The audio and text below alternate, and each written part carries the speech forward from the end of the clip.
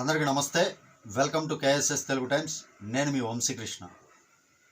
ఒకప్పుడు గత ఎన్నికల్లో జగనన్న వదిలిన బాణాన్ని నేను అంటూ రాష్ట్రం మొత్తం సుడిగాలి పర్యటన చేసినటువంటి వైఎస్ షర్మిల నిన్ననే పిసిసి అధ్యక్షురాలిగా, కాంగ్రెస్ పార్టీ ఆంధ్రప్రదేశ్ అధ్యక్షురాలిగా పదవీ స్వీకారం చేయడం జరిగింది.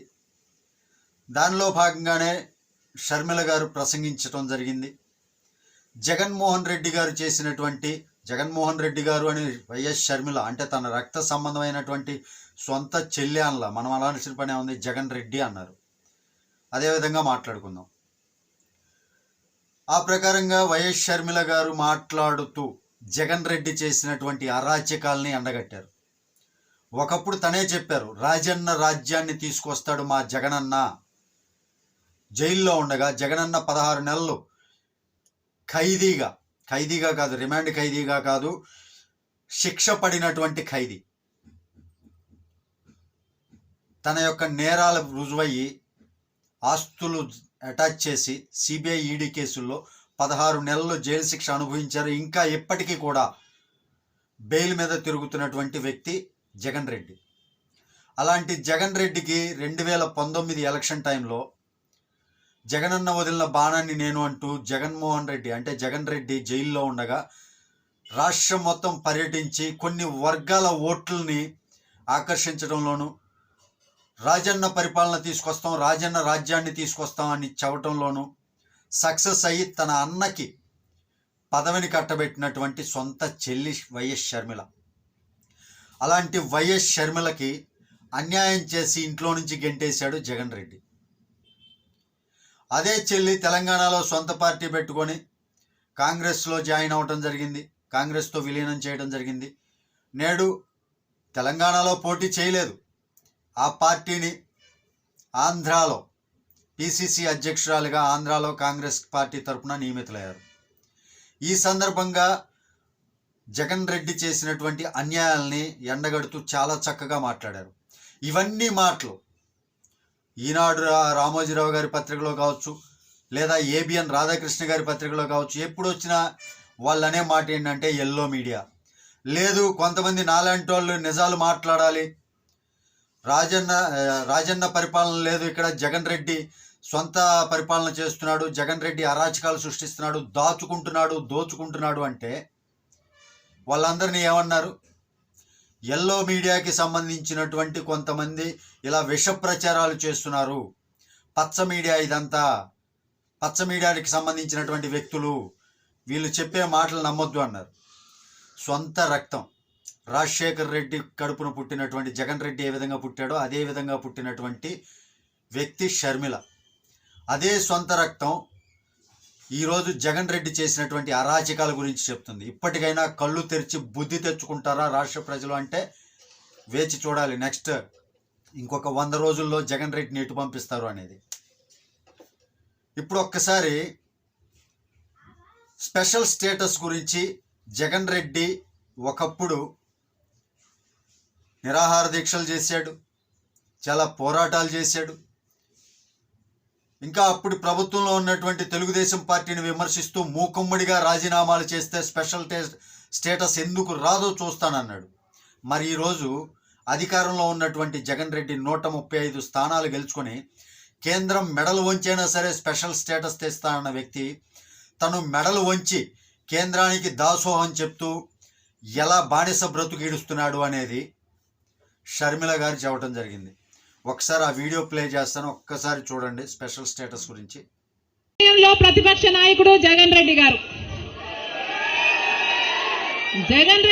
ప్రతిపక్ష నాయకుడుగా ఉన్నంత కాలం స్పెషల్ స్టేటస్ మనకు రావాలి అని ప్రతిరోజు కొట్లాడాడు, నిరాహార దీక్షలు కూడా చేశారు. ప్రతిపక్షంలో ఉండగా అవిశ్వాస తీర్మానం, ప్రతిపక్షంలో ఉండగా ఏమా ప్రభుత్వం వాళ్ళు ఎవరైనా ఉన్నారు ఇక్కడ? ప్రతిపక్షంలో ఉండగా జగన్ రెడ్డి గారు చెప్పిన మాట, మేము అవిశ్వాస తీర్మానం ప్రవేశపెడతాము, తెలుగుదేశం పార్టీ ఎంపీలు అందరూ కూడా మద్దతు ఇవ్వండి, మూకుమ్మడి రాజీనామాలు చేస్తే స్పెషల్ స్టేటస్ రెడ్డి. ఆఖరికి జగన్ రెడ్డి గారు ముఖ్యమంత్రి అయిన తర్వాత ఒక్కసారంటే ఒక్కసారైనా ఒక్కటైనా నిజమైన ఉద్యమం చేశాడా స్పెషల్ స్టేటస్ కోసం? స్వలాభం కోసం రాష్ట్ర ప్రయోజనాలను తాకట్టు పెట్టింది వైసీపీ. ఈరోజు మనకు స్పెషల్ స్టేటస్ లేదు కదా, కనీసం ఒక ప్యాకేజ్ కూడా లేదు. విన్నారు కదా ఏమన్నారు? మెడలు వంచేనా తీసుకొస్తా అన్నారు. ఈరోజు మెడ వంచి ఆయన కింద పాలేరులాగా పనిచేస్తున్నారు. దాని అర్థం అదే, పాలేరు బ్రతికిడుస్తున్నారు అన్నట్లు చెప్తున్నారు. మరి ఒకప్పుడు స్పెషల్ స్టేటస్ గురించి అన్ని చెప్పి కల్లబుల్లి మాటలు చెప్పి రాజకీయంలో అబద్ధాలన్నీ చెప్పి నేడు మరి ఈరోజు ఎందుకు ఆ రకంగా చేస్తున్నారు? ఇంకా లిక్కర్ స్కామ్లు, ఇసుక స్కామ్లు అన్నీ చేస్తూ దోచుకోవటం తప్ప జగన్ రెడ్డికి ఏమీ తెలియదు అని చెప్పారు షర్మిల గారు. అది కూడా ఒకసారి వినండి. కనీసం రోడ్లు వేసుకోవడానికి కూడా డబ్బులు లేవు ఆంధ్ర రాష్ట్రంలో.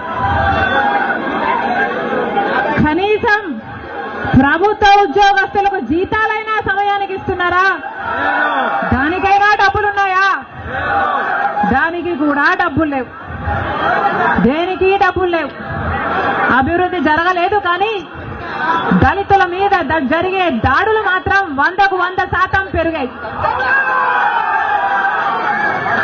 ఎక్కడ చూసినా ఇసుక మాఫియా, ఎక్కడ చూసినా లిక్కర్ మాఫియా, ఎక్కడ చూసినా మైనింగ్ మాఫియా, ఎక్కడ చూసినా దోచుకోవడం, దాచుకోవడం. ఇంతకంటే ఏం జరిగింది? విన్నారు కదా, దోచుకొని దాచుకుంటున్నాడు. లక్షల కోట్ల అప్పు చేస్తున్నాడు, 10 లక్షల కోట్ల అప్పు చేశాడు. ఇప్పటికే రుణభారం మన పైన పడబోతుంది. అంత భారాన్ని మన పైన ట్యాక్సుల రూపంలో 30% ట్యాక్సుల రూపంలో పెంచబోతున్నారు. మనకి ఇంకా అధిక భారం పడబోతుంది. ఎక్కడా కూడా రాష్ట్రానికి సంబంధించినటువంటి అభివృద్ధి జరగలేదు, పరిశ్రమలు తీసుకురాలేదు. పట్టుమని 10 పెద్ద పరిశ్రమలు కూడా తీసుకురానటువంటి వ్యక్తి జగన్మోహన్ రెడ్డి. పట్టుమని 10 పరిశ్రమలు కూడా, పెద్ద పరిశ్రమలు, ఏదో నేను అది తెచ్చాను, పెట్టుబడులు వస్తున్నాయి, శంకుస్థాపన చేస్తున్నాను, ఈ సొల్లు మాటలు కాదు. పెద్ద పరిశ్రమలు ఎక్కడైనా తెచ్చాడా? అదే షర్మిల గారు నిన్న మాట్లాడినటువంటి మాటలు. ఎక్కడా కూడా తీసుకురాలేదు. సరే, ఇంకొకటి కూడా మాట్లాడారు. వైఎస్ షర్మిల గారు పిసిసి అధ్యక్షురాలుగా పదవీ బాధ్యతలు చేపట్టడానికి వెళ్తున్నటువంటి సమయంలో విజయవాడ పోలీసులు కాన్వాయ్ని ఆపేశారు. ఏం భయపడుతున్నావా? ప్రభుత్వాన్ని మాట్లాడినట్టు మాట్లాడారు, కానీ ఆ మాటల్లోని అర్థం ఏంటో నేను మీకు వివరంగా చెప్తా. ఒకసారి చెప్పబోయే ముందు ఒకసారి ఈ వీడియో కూడా వినండి. ఈరోజు కాంగ్రెస్ పార్టీకి అధ్యక్షురాలుగా నేను ఛార్జ్ తీసుకోబోతున్న సందర్భంలో మా కాన్వాయ్ని కూడా ఆపడం జరిగింది. అంటే ప్రభుత్వం కాంగ్రెస్ ను చూసి భయపడుతున్నట్టే కదా? భయపడుతున్నారా సార్? విన్నారు కదా, భయపడుతున్నావా సారు అంటే షర్మిల గారు. అర్థమైందా? పిసిసి అధ్యక్షురాలుగా నిన్న పదవి బాధ్యతలు చేపట్టినటువంటి వైఎస్ షర్మిలకి జగన్ రెడ్డికి ఇక నుంచి టగ్ ఆఫ్ వార్. ఇది ఆస్తి కోసమా, లేదు రాజకీయ పరంగా మాట్లాడుతున్నారా? దీనిలో కూడా కొంతమంది బ్లూ మీడియా పేటీఎం కుక్కలు ఉన్నాయి కదా, ఆ పేటీఎం కుక్కలు మొరుగుతున్నాయి. వైఎస్ షర్మిల ఇంటి పేరు ఇదేనా, ఇంటి పేరు వైఎస్ షర్మిల ఎలా అవుతుంది? దాని గురించి స్పెషల్ వీడియో చేద్దాం, దాని గురించి మాట్లాడదాం.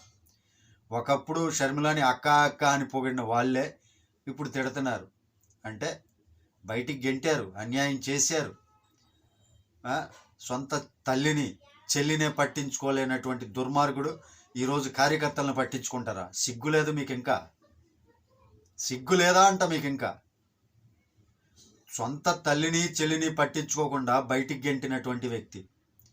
పెళ్లిలో కూడా వైఎస్ షర్మిల గారు పెళ్లికి వచ్చినటువంటి, అదే తన కొడుకు పెళ్లికి వచ్చినటువంటి జగన్ రెడ్డిని కనీసం ఫోటో దిగటానికి రమ్ముని బతిమాలుకున్నాడు. ఆ క్లిప్పింగ్ కూడా చూస్తారా? చూడండి సరే.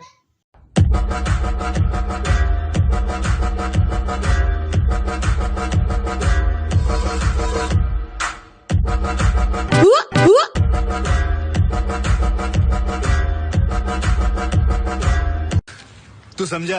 हाँ, नहीं तू समझा नहीं.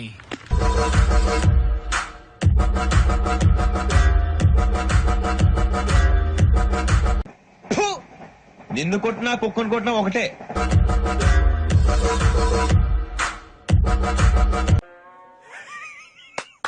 ఈ అమ్మాయి ఏం ఫీల్ ఉన్నది మామయ్య.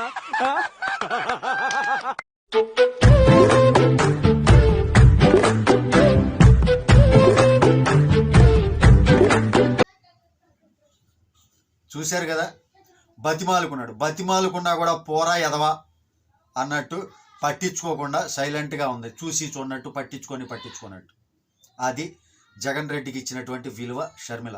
ఎందుకంటే షర్మిలను కూడా బయటికి నెట్టాడు కదా. షర్మిలను కూడా తనకి రాజకీయంగా పదవి లభించడానికి, తను ముఖ్యమంత్రి కావటానికి దాదాపుగా కృషి చేసినట్టు, దాదాపుగా కాదు వెనకుండి సపోర్టుగా వెన్నుదన్నగా ఉన్నటువంటి సొంత చెల్లి వైఎస్ షర్మిల రాష్ట్రం మొత్తం కాలినడకన పర్యటించి జగన్ రెడ్డిని ముఖ్యమంత్రిగా చేసింది అంటే వైఎస్ షర్మిల. అంత దమ్మున్న షర్మిల. అలాంటి వ్యక్తిని బయటికి నెట్టాడు. సొంత తల్లిని మళ్ళీ పార్టీకి ఇన్ఛార్జిగా నియమించి ఇన్ఛార్జి పదవికి రాజీనామా చేసేలా చేసి బయటికి నెట్టాడు. అలాంటి వ్యక్తి కార్యకర్తలను చూస్తారా? సిగ్గు లేకుండా ఇంకా జగన్ రెడ్డి జెండాలు మోస్తున్నారా? ఎప్పటికైనా కళ్ళు తెరవండి రేయ్. ఇదండి. Thank you. జై హింద్.